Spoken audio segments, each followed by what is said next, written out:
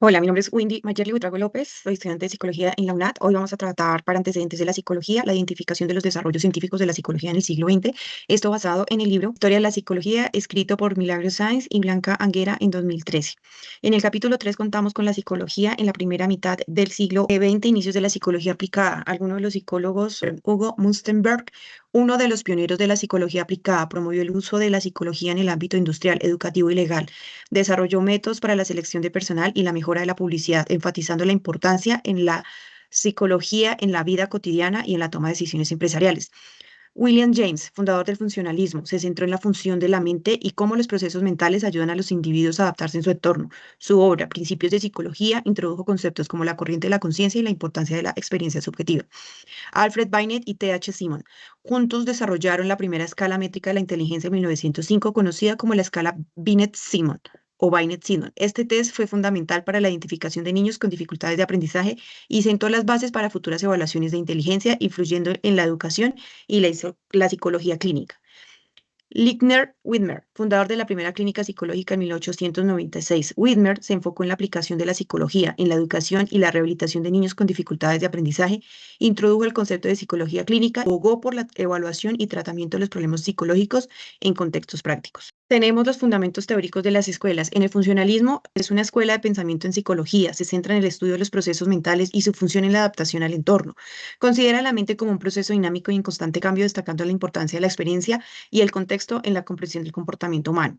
En el estructuralismo, en psicología, que fue fundado por Wundt y Tisner, analiza la experiencia consciente en sus componentes básicos como sensaciones, sentimientos mediante la introspección.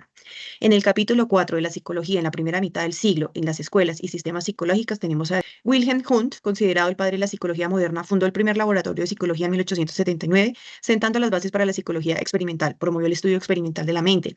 John Dewey, su trabajo sobre el arco reflejo, influyó en la psicología educativa y en el funcionalismo, promoviendo la idea de que la psicología debe ser práctica y aplicada a la vida cotidiana.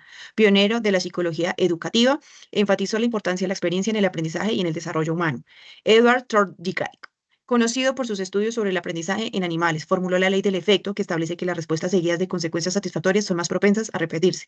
William James introdujo el funcionalismo, enfocándose en cómo los procesos mentales ayudan a los individuos a adaptarse en su entorno. Stanley, fundador de la primera revista de psicología y de la American Psychological Association, contribuyó al estudio del desarrollo infantil y adolescente. Edward Chase Stallman introduce conceptos como la conducta propositiva y el aprendizaje basado en metas, influyendo en la psicología aplicada al centrado en la conducta humana y su utilidad práctica. Clark Leonard Hull desarrolló un modelo teórico de aprendizaje que interpretaba principios de la conducta y la motivación, contribuyendo a la comprensión de los procesos de aprendizaje. Skinner, pionero en el conductismo, enfatizó el papel de refuerzo en la modificación de la conducta, estableciendo bases de terapia conductual moderna. Los fundamentos teóricos. Para el funcionalismo tenemos que su enfoque se centra en las funciones de los procesos mentales. El comportamiento ayuda al individuo en su papel de la adaptación al entorno. Como sus principales planteamientos, tenemos que el funcionalismo enfatiza la adaptación y supervivencia, guiando la conciencia y comportamiento en términos de su función y propósito. Resalta la importancia de la experiencia, el contexto en el aprendizaje, la adaptación y propone que la conciencia y el comportamiento tienen funciones adaptativas. En el estructuralismo, tenemos que su enfoque es buscar descomponer la experiencia consciente en sus componentes básicos como sensaciones, percepciones, para analizar y entender la estructura de la mente. Sus principales planteamientos tenemos que el estructuralismo se basa en la introspección y el empirismo, proponiendo que la psicología debe estudiar los elementos mentales y sus combinaciones para entender la conciencia. Utiliza la introspección para analizar la estructura de la mente, identificando elementos fundamentales como sensaciones y percepciones. Wilhelm Wundt y Edward Tisner fueron figuras claves que promovieron este enfoque buscando establecer una psicología científica. En el capítulo 5 de la psicología en la segunda mitad del siglo XX tenemos las siguientes escuelas. La escuela sociohistórica fue influenciada por el marxismo. Sostiene que los procesos psicológicos superiores tienen origen en la interacción social y en el uso de herramientas culturales. Vygotsky y Luria son figuras clave en la construcción histórica de la mente humana. El conductismo, dominante en décadas anteriores, se centra en el estudio del comportamiento observable y rechaza los procesos mentales internos.